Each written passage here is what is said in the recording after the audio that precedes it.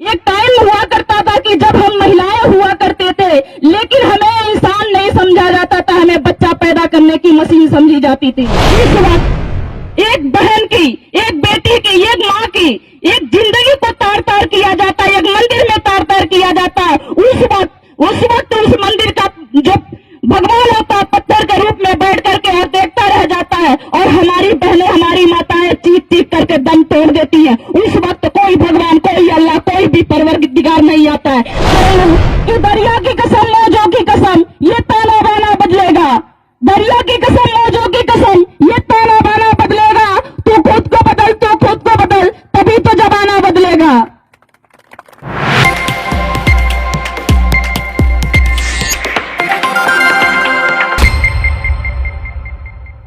आज हमारे पास पैसे हो गए हैं, आज हमारे पास, जो मैं अपने बहनों से खासकर बात करना चाहूंगी कि बहनें, हमारे पास आज कपड़े हैं, हमारे पास आज गहने हैं, हमारे पास आज सब कुछ है।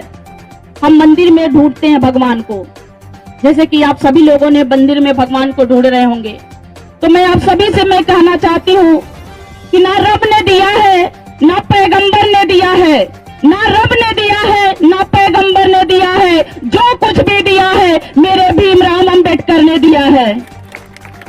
आज जो भी कुछ आपके पास है, वो कुछ ये मत कहिए कि ये आपके पति दिए, आपके बेटा दिया, या आपका कोई और दिया, भाई दिया है। एक टाइम हुआ करता था, एक टाइम हुआ करता था कि जब हम महिलाएं हुआ करते थे, लेकिन हमें इंसान नहीं समझा जाता था, हमें बच्चा पैदा करने की मशीन समझी जाती थी। हमारी जो शादियां होती थी, जब चाहते थे लोग हमें छोड़ देते थे। हमें पढ़ने का अधिकार नहीं था, हमें लिखने का अधिकार नहीं था, हमें घर बनाने का अधिकार नहीं था। लेकिन आज बाबा साहब अम्बेडकर ने हमें इतना कुछ दिया है कि हम कहीं भी पढ़ लिख करके कहीं भी घर बना सकते हैं, कहीं भी हम आ जा सकते हैं, कहीं भी हम नौकरी कर सकते हैं, कहीं भी हम जाकर के हम अपना व्यवसाय शुरू कर सकते हैं। अगर ये किसी ने अधिकार दिया है तो ये सिर्फ और सिर्फ बाबा साहब भीमराव अम्बेडकर ने दिया है। अभी आपने सुना कि अभी हमारे वक्तागणों ने बहुत बहुत बड़ी बड़ी बातें कही और बहुत जो बाबा साहब के संघर्षों के आपके सामने रखा। एक टाइम हुआ करता था कि जब हम चलने का भी हमें अधिकार नहीं दिया जाता था, गले में हंडी और कमर में झाड़ू बांधा जाता था। लेकिन आज मुझे कष्ट होता है, बहुत कष्ट होता है कि जब आज के डेट में इतने संघर्ष के बाद, इतनी पढ़ाई लिखाई के बाद, इतनी मेहनत के बाद जब पैसा हमारा समाज कमाता है और ले जा करके मंदिर में दान कर देता है। मुझे किसी धर्म से नफरत नहीं है, चाहे वो कोई भी धर्म है, सबका धर्म में बाबा साहब ने अधिकार दिया। धर्म को मानने के लिए आप सब धर्म मानो, लेकिन ढोंग से आप सतर्क रहो, ढोंग से सावधान रहना चाहिए आपको। अभी एक बहुत बड़ा महामारी से हम निकल करके बाहर आए हैं। आप लोगों ने देखा होगा कि कोरोना काल में बहुत सारे हमारे अपने खो गए। उस टाइम सबसे पहले मैं बात करूंगी जो बहुत ज्यादा बड़ा मंदिर होगा, जो बहुत बड़ा भगवान मंदिर, मिन्नतें मांगने पे मिन्नतें मिलती थी। लेकिन सबसे पहले कोरोना में, सबसे पहले लॉकडाउन में सबसे बड़ा मंदिर, बड़े से बड़े मंदिर को बंद कर दिया गया था। उस समय अगर कुछ खुला था तो बाबा साहब के संविधान से, जो उनके दिए हुए अधिकार से, जो हमारे भाई, जो सिपाही थे, जो डॉक्टर थे, जो नर्स थी, वो हमारी बहनें अपनी जान की बाजी लगा करके हमारे और आपके लिए, रक्षा के लिए वो दिन रात लड़ रहे थे। आज हमारे बीच और आपके बीच अगर कोई बैठा हुआ है, अपना निकल के हम बाहर आए हैं, तो आज सिर्फ और सिर्फ संविधान की वजह से आए हैं। अगर संविधान नहीं होता तो मैं आपको बता देना चाहती हूँ कि यहाँ पे जितने लोग बैठे हैं, बहुत सारे लोग कोरोना में बीमार पड़े थे और मर गए होते। उसमें से मैं भी पहले मर गई होती। सबसे पहले मंदिर को बंद किया गया। ये बताइए, सबसे पहले जब हमें भी मन करता है, मैं भी आप लोगों के ही बीच के हूँ, आपके ही बेटी हूँ, आपके ही बहन हूँ, और मैं अपने माता बहनों से कहना चाहती हूँ कि मुझे भी बहुत मन करता है कि मैं भी मंदिर में जाऊँ, मैं भी जाकर के दर्शन करूँ, मैं भी किसी दरगाह पर जाकर चावल चढ़ाऊं।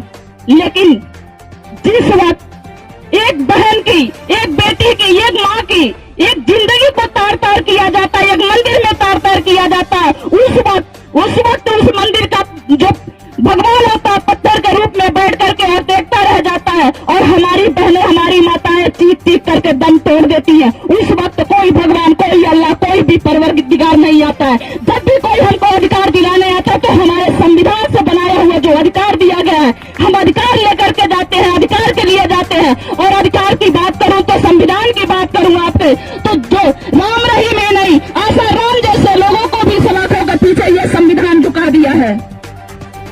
तो मैं बहनों आपसे यही निवेदन करती हूँ, पढ़ाई की बात आई, पढ़ाई की मैं शिक्षा पे मैं जोर देना चाहती हूँ, शिक्षा पे मैं काम करती हूँ और मैं आपसे यही कहती हूँ कि आधी रोटी खाइए लेकिन अपने बच्चों को जरूर पढ़ाइए।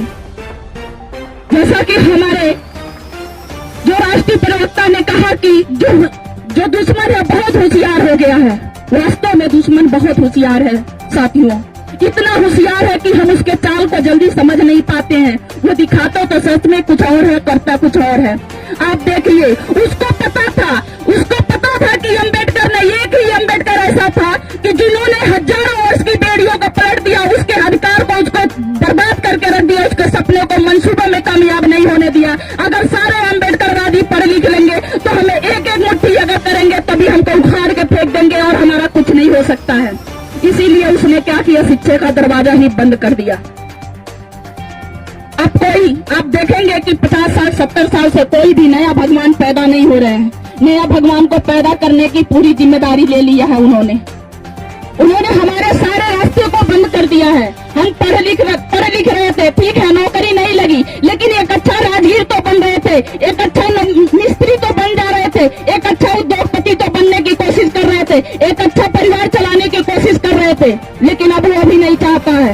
वो चाहता है कि आप गुलामी हमारा कैसे करोगे और क्यों, किस लिए करोगे।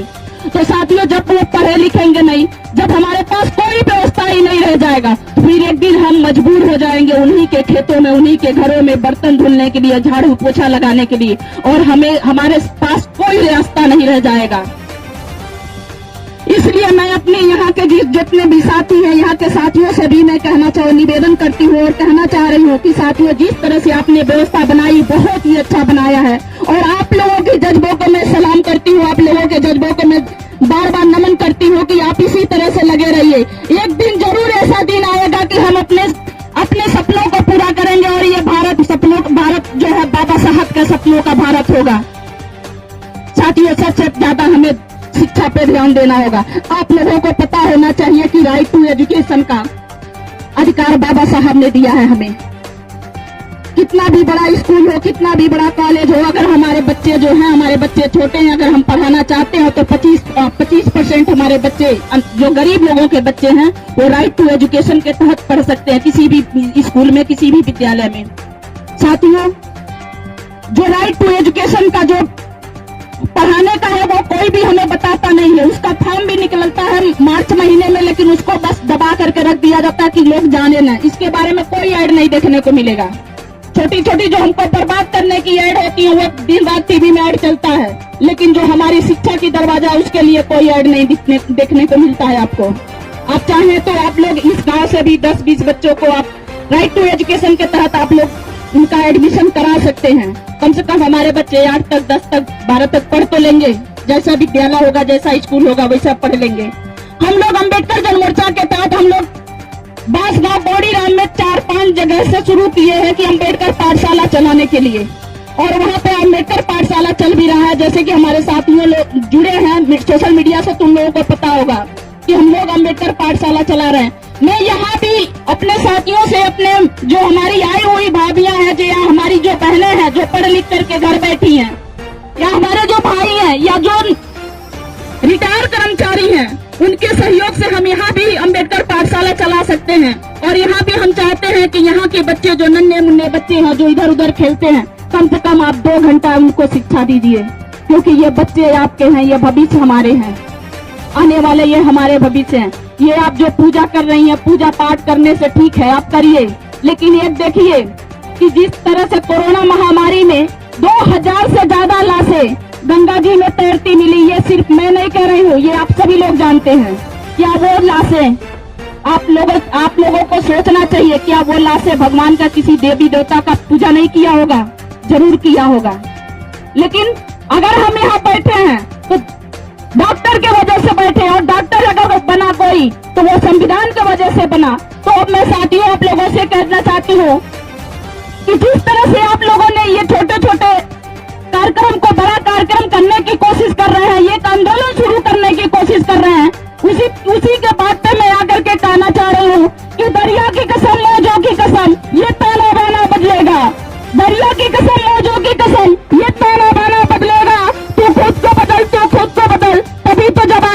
बदलेगा।